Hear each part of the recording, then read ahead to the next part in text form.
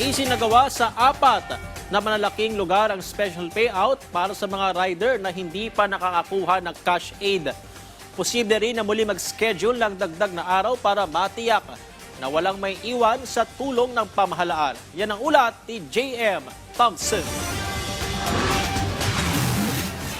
Si Gian Dusal maagang pumila dito sa Caloocan City Sports Complex para maaga ring makakuha ng 5,000 pisong cash assistance. Malaking tulong anya ito dahil bukod sa pandagdag ng pambili ng gasolina, mayroon na siyang pang-renew ng kanyang lisensya. Pero muntik pang hindi makakuha si Gian dahil sa naging problema sa kanyang kaarawan. So kanina nagkaroon lang ng problema sa birthday ko, mali. So ang unang ginawa ko, pumunta ako sa Joyride, tapos yung napirmahan na nila, okay na.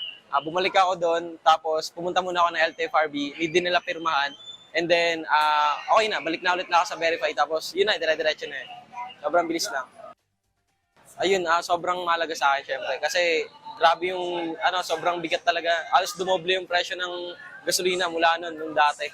Tapos, ang daming, yung halos yung kita namin napupunta lang sa panggasolina. So, malaking tulong talaga to. Mayroon namang nakaantabay na help desk kung saan kapag ang driver ay wala sa listahan, pupunta sila sa desk ng kanilang kumpanyang kinabibilangan para i-verify at makabalik na ulit sila sa pila.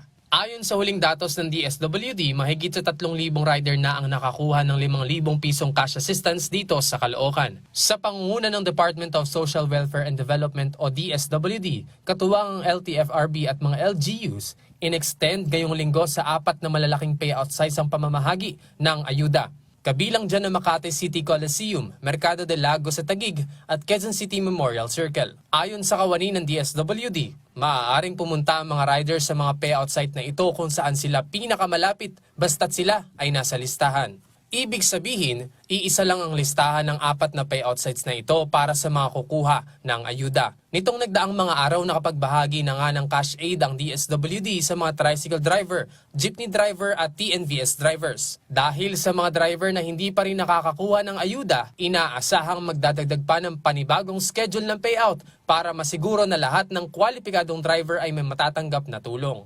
Hinihingi naman ni Crisis Intervention Program Director Edwin Morata ang pangunawa ng ating mga kababayan sa mga nagkakaroon ng problema sa verifikasyon.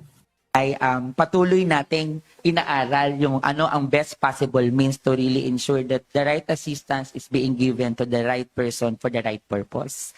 Ito po yung mga tinitingnan namin kasi ayaw po namin mangyari na magkaroon po dahil sa pagmamadali, sa mabilisang proseso po ang magsabi sa amin, bakit nakasama si ganito pero dapat hindi naman? Bakit nabayaran yung ganitong maling pangalan pero dapat hindi naman? Kasi ito po yung inaaral namin because ang objective namin right after this is for us to come up with the clean list so that if there will be trigger ulit for assistance for these drivers, at least tukoy na po natin kung sino po sila.